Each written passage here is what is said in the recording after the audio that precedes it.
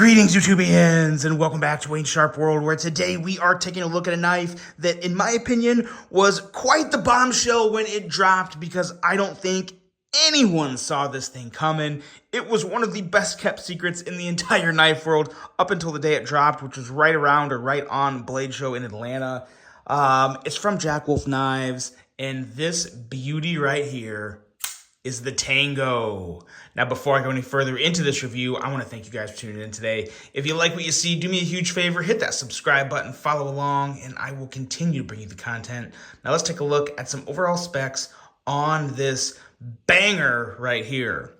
We have an overall length coming in at 6.97 inches, a blade length of 3.02 inches, and a blade thickness right at 120 thousandths. While there are a lot of things that are aesthetically different with this knife, with Jack Wolf Knives, there are a lot of things that do hold true with it. You do get the S90V steel. You do get a wicked blade grind. This one being a compound grind with a very good looking sleek drop point style blade. Handle length of 3.95 inches. Carbon fiber for the handle material on this one, and a very special carbon fiber. But there's a few other options. I believe there's acrylic, there's a full-on titanium option. Pretty good selection, of course. They'll all be linked below. Bolster lock for the locking mechanism on this one, and man, oh man, did they do a good job there. We'll hit more on that when we get to the handle portion of the review.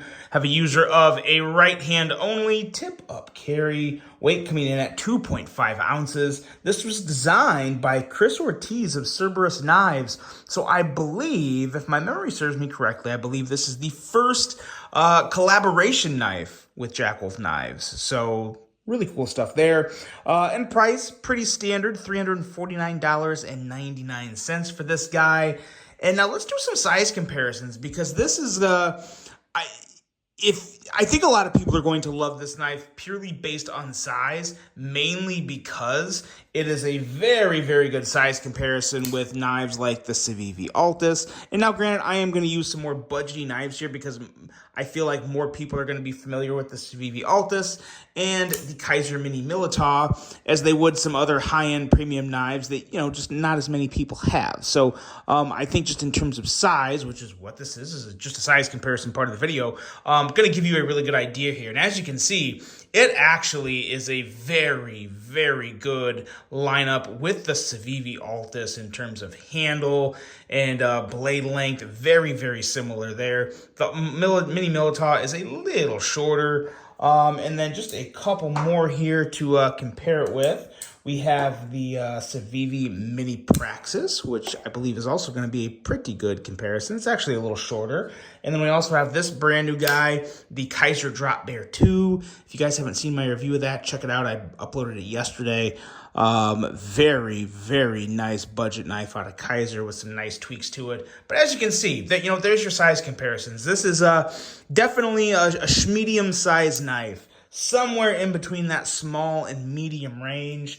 I wouldn't quite consider this a medium knife, although it's really walking the fine line of what some people may consider a small knife and others would consider a true medium-sized knife. But it's a nice size. It really is. Right around that 3-inch blade mark is going to be happy for a lot of people. The 3.02 inch blade length, you be your own judge there, but I don't know how many issues there would be with the 0.02 inches. As Nick Shabazz would say, unless the cop really doesn't like you. But yeah, I don't know. I think it's a solid size. I don't have any real issues with it. Of course, I would always like it to be a little bigger because I just like bigger knives. But I will say, for the size of this, it actually does fit very comfortably in my hand. Feels really good. Full 4-finger grip. Thumb lands in a nice, comfy spot. It's just a beautiful blade. And I cannot get over how wickedly thin this blade is. Unfortunately, my calipers, the batteries died on them, so I wasn't able to get a caliper read on this.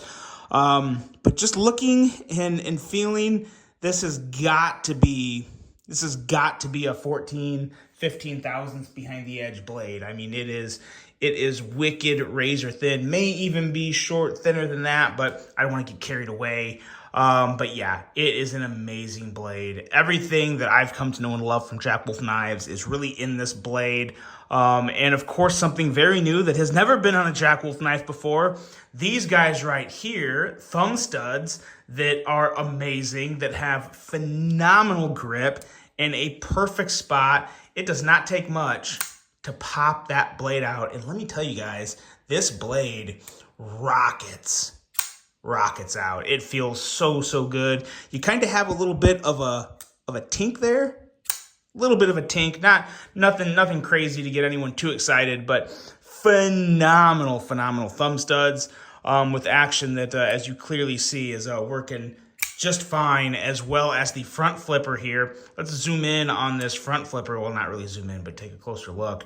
Perfect jimping up there. That is the jimping I would like to see on every single front flipper ever made in the knife world. Like it doesn't get any better than this. It's super tacky, really easy to just get your finger there, pop that blade out. Really good stuff on the jimping there. Nice detail. Works and feels amazing. Now handle. This is in my opinion, the best model right here. You have that beautiful, shiny DLC finish, but man, oh man, is it complemented by this dark matter style carbon fiber. I believe this is fat carbon. I can't remember the actual name of this one, but it's basically dark matter with white coloring in it.